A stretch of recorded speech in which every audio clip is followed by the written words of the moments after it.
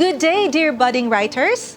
I'm Teacher Jess, and you are in Write with Might with Teacher Jess. With a special program in the arts, developing your talent for a better you is our top to do. Only here in Fantastic TV. Have you ever tried writing a journal or a diary? If so, then you would know that it is usually a narration of what transpired during your day. Usually though, a diary entry is informal. What you will learn in our lesson today is how to make a formal narrative essay. To do that, we need to learn about the elements of essay. Here are what you are expected to accomplish. You are expected to first define essay, identify the elements of essay, write a narrative essay based either from your origin or your experience, making sure that the elements are taken into consideration. And appreciate where you come from and recognize your experiences as a great contribution to your writing of an effective essay. Now that you are guided by the objectives with what you are expected to learn and accomplish, first let us try to determine what you probably already know about the topic. Get a pen and paper and jot down your answers to the following questions by writing only the letter. Your answers to this shall be validated after our discussion later. Are you ready? Number 1. What are the elements of an essay? Is it A. Introduction, B.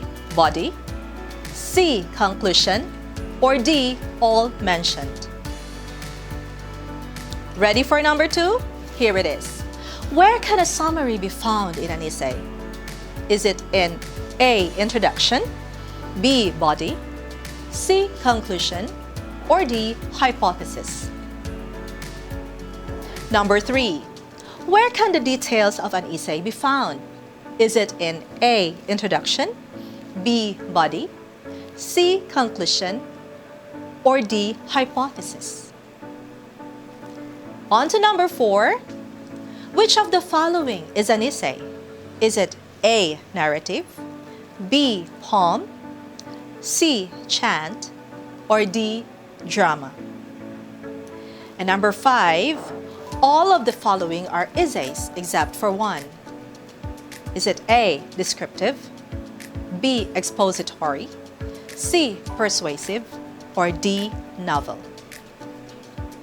Put aside first your paper with the answers and read and listen to this short narrative. Here it is. When Sam moved to a new apartment, he had to make lots of arrangements. First, he had to call the water and electric company to turn on the utilities. Then he had to get his cousin Vincent to help him move his furniture. Finally, when he moved into the apartment and found that the stove was broken, he had to call the building manager to get the stove fixed. Moving in to a new place involves a lot of work. Let us try to answer the following based on the text we have just read. The first question is the narrative complete or did it leave you hanging? If you answered it is complete, then it is right. Next question. What is the topic sentence of the narrative? Have you found it? Yes, it is the first sentence, which is, when Sam moved to a new apartment, he had to make lots of arrangements. Third question. Were all the details that support the topic stated? And yes, it is. All of those details support the topic stated. The topic sentence mentioned about arrangements, right? So what are these that were mentioned in the details? These are the turning on of utilities, moving of his furniture, having his stove fixed. And finally, was the narrative ended well? Yes, it is affirmed in the last sentence that there are lots of works moving in to a new apartment. What we have just tackled was a short narrative essay, but it is complete and coherent. We shall now try to learn more about what an essay is and what makes an effective one. So what are essays? These are writings about real things, like people, places, objects, events, or ideas. And these are written in a personal point of view. The purpose of writing an essay is to entertain, explain, describe, or persuade. There are three basic elements of essay. Let's start with the first one, the introduction. It is the first paragraph, which is also called a gateway of an essay, which gives a background information about it. In the introduction, there are four integral elements: the hook, background information, connect, and thesis statement. The hook, also called an attention grabber, is the first sentence in an introduction. It is intended to hook readers or grab their attention, as the name suggests. It therefore must be attractive, charming, and readable to encourage readers to read the entire piece. A hook could be a good quote, a good verse, or a good incident, anecdote, or an event. Next element is the background information, which takes most of the space in an introduction. It normally comes after the hook, and depending on the length and formality of the essay, it could take one or more sentences. Its purpose is to introduce the readers to the background of the topic, so that they should be able to expect what is to come next and then read it. Third is connect, which connects the background information with the thesis statement. And finally, a very essential part of the introduction is the thesis statement. It is the heart of the essay. Without a central point, an essay cannot be a good one. A thesis statement usually comprises a single statement. Here is an example of an introduction in a simple narrative essay. Last week, there was an earthquake while we were in school.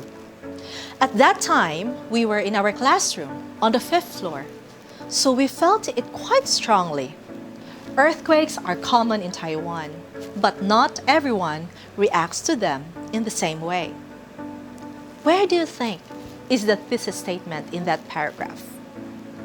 Yes, it is the last sentence, which says earthquakes are common in Taiwan, but not everyone reacts to them in the same way. Having presented the thesis statement, we make sure that we expound on it in the body of the essay, which we shall now tackle. The body paragraphs are the supporting details that support your main idea or thesis statement. The body paragraphs may be composed of a paragraph or paragraphs, wherein each of these paragraphs has its own topic sentence and supporting details that, of course, support the topic sentence. There are different ways on how you may write your detailed sentences. They can be statement of facts or reasons that prove or disprove a point. They can also be examples that explain or prove a main idea. They may be listed in time order according to the order in which they occur. Or they may be listed in order of importance, from the most important to the least important, or from the least important to the most important. They may also show cause and effect, like how one thing causes another thing to happen. Or they may compare and contrast to show how things are alike or different. So here is an example of the body in continuation of the previously given introduction. When the earthquake hit, the doors, lights, curtains, bookshelves, and television monitors started to sway. We all felt a wave going through us. Some people just looked around and said, "Oh, an earthquake." It did not bother them at all, but other people were not so calm. One girl screamed and fainted in her seat. Two boys jumped up and ran for the door. The teacher fell on her knees and started praying. A few people called their parents or grandparents to tell them they loved them. What type of detail do you think is used here? If you say examples, then you are right. The thesis statement mentioned about different reactions to earthquakes. the body paragraph we have just read all showed examples of reactions. Remember that the body paragraph must have a topic sentence. Where is it then?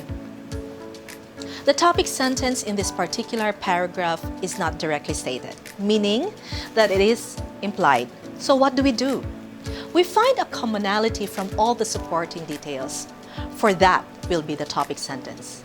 It could be, everyone in the class reacted differently to the quake, because the details point to the different reactions of people to the earthquake, like screaming, fainting, kneeling and praying, running to the door, not being bothered, and others. Finally, we are on the third element of an essay, which is conclusion. This is the last paragraph of the essay. It consists of rephrasing of the thesis statement, summarizing of ideas, and concluding remarks. A conclusion means an end. The conclusion intends to end an idea in a meaningful way, in that the readers should feel that they have reached some decision. It helps readers to decide what they want to do next. They implement suggestions, make recommendations, or urge the reader to think about more to find out a resolution of the problem. Here's an example of a conclusion of our chosen text. I did not think the earthquake was such a big deal, but it was obviously very frightening for some people. I have to admit, I thought they were very silly to get so excited about it. But now I see that not everyone is like me. Do we see the thesis statement rephrased? Yes, it is found in the first sentence. And then the writer continued to conclude that not everyone is like him or her who thinks that earthquakes are no big deal. So now, to get the complete view of the whole essay, let's put them together. Last week, there was an earthquake while we were in school. At that time, we were in our classroom on the 5th floor, so we felt it quite strongly. Earthquakes are common in Taiwan, but not everyone reacts to them in the same way. When the earthquake hit, the doors, lights, curtains, bookshelves, and television monitors started to sway. We all felt a wave going through us. Some people just looked around and said, "Oh, an earthquake." It did not bother them at all. But other people were not so calm. One girl screamed and fainted in her seat. 2 boys jumped up and ran for the door. The teacher fell on her knees and started praying. A few people called their parents or grandparents to tell them they loved them. I did not think the earthquake was such a big deal, but it was obviously very frightening for some people. I have to admit, I thought they were very silly to get so excited about it. But now I see that not everyone is like me. Sounds good, doesn't it? So now, remember the 5 questions you answered earlier? Please get it and let us check your answers. Question number 1 was, what are the elements of an essay? Your answer? Was it D, all mentioned? Because you're right. Because A, B, and C are all parts or elements of an essay. Number 2, where can a summary be found in an essay? It's in C, the conclusion. Number 3, where can the details of an essay be found? Yes, they can be found in B, the body. Number 4, which of the following is an essay? Is it narrative? You are right. Poem, chant, drama, yes, they are all written works, they are creative, but, well, they are really more creative than narrative essay. And number 5 is actually like an opposite of question number 4. You are supposed to choose which one is not an essay. And if you answered letter D, that's novel. You are right. So how did it go? Did you get it all correctly? Great. But if you didn't, no worries, because now you know. So now that you know, please always remember that for you to have a good essay, you must have, first, a catchy introduction with a clear thesis statement, then you need to have a substantial body or body paragraphs, and of course, a thoughtful conclusion. This time, you will apply what you have learned. Write a 3 to 4 paragraph essay about you helping people in need. The type of detail to be used is time order. You may write or encode your write-up on a piece of short bond paper. Please be guided with the following rubric for your narrative essay. The performance areas to be covered are, first, ideas, which include controlling idea, supporting ideas, use of details, awareness of purpose, and sense of completeness. Second area is organization. This includes introduction, body conclusion, the sequence of ideas, the grouping of ideas, the effective use of transitions, and awareness of purpose. The third area is the style. This includes sentence variety, word choice, audience awareness, and personal voice. And the fourth one are the conventions, which include sentence formation, subject-verb agreement, standard word formations, punctuation, spelling, and capitalization. So the highest point for each area is 5 points. Therefore, the total score should be 20, but I am adding 5 for neatness, which totals to 25 points overall. Do not forget to have this output submitted to your teacher. Now, you are ready for a short test. Please listen and read the questions and write down your answers on a piece of paper. The answers will be given after each item. Check your own answers honestly. Test 1. Write only the letter. Number 1. Which is a thesis statement? Is it A. If animals experience pain and suffering in laboratory research, should scientists be allowed to use them in experiments? Is it B? In 2010, the U.S. Department of Agriculture reported that nearly 100,000 animals suffered pain during scientific experiments. Or is it C? Animals should not be used in scientific experiments, since such experiments often subject animals to pain and suffering.